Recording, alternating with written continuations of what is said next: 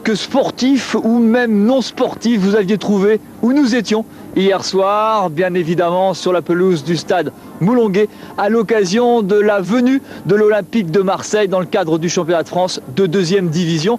C'est un événement, mais on est riche sur France 3 Picardie puisqu'on vous donne 2 événements pour le prix de l'un, car il y avait aussi quelque chose d'exceptionnel à Nogent-sur-Oise, un décathlon pas comme les autres, ça s'appelle le défi de l'Oise et ce sera le 2e événement de ce Midi Sport. Mais comment s'appelle France 3 Picardie? Eh bien à la fin de cette émission, nous parlerons, et c'est bien normal, des sports régionaux avec un magazine signé Myriam Figuereau. Je vous souhaite un excellent Midi Sport, j'espère que vous êtes bien au chaud.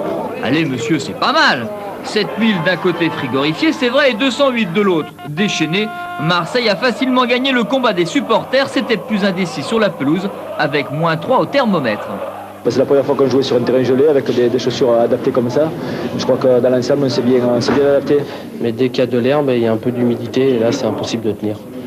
Donc bon, je pense qu'on pouvait quand même le jouer, mais pour la beauté du sport, je pense que c'est dommage qu'un match comme ça ait lieu.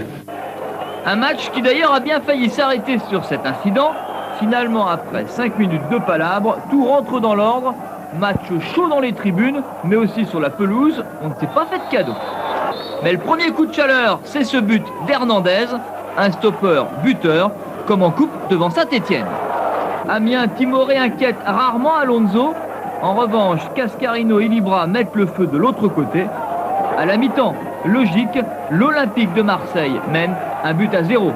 1-0, Jean-Claude Godin, ministre et maire de Marseille, peut sourire, d'autant que ça repart sur le même tempo. 1 heure de jeu et Amiens sort enfin de sa timidité. L'oculi pour Chagnot, le pied gauche d'Alonso est magique. Et comme souvent en foot, on se mord les doigts d'avoir raté une telle occasion, car de l'autre côté, El Wafni déjoue à merveille le piège du hors-jeu. Philippe Poil est trop court. Il pense au carton rouge. Richard est trop court aussi, 2-0. C'est du délire. On se dit que tout est fini, mais 5 minutes plus tard, l'Oculi, encore revenu au top, offre à l'Akhtar Adjali un but en or. 2-1, Marseille va alors prendre l'eau pendant un quart d'heure. Et c'est un miracle si Amiens n'égalise pas.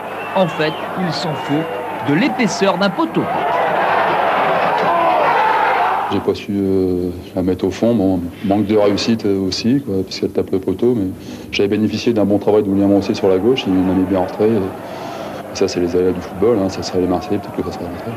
Malgré quelques occasions encore, Amiens ne pourra égaliser, s'inclinant comme l'an passé, 2-1 au terme cette fois tout de même d'un excellent match qui confirme l'actuelle santé des Marseillais invaincus depuis la reprise, coupe et championnat confondus.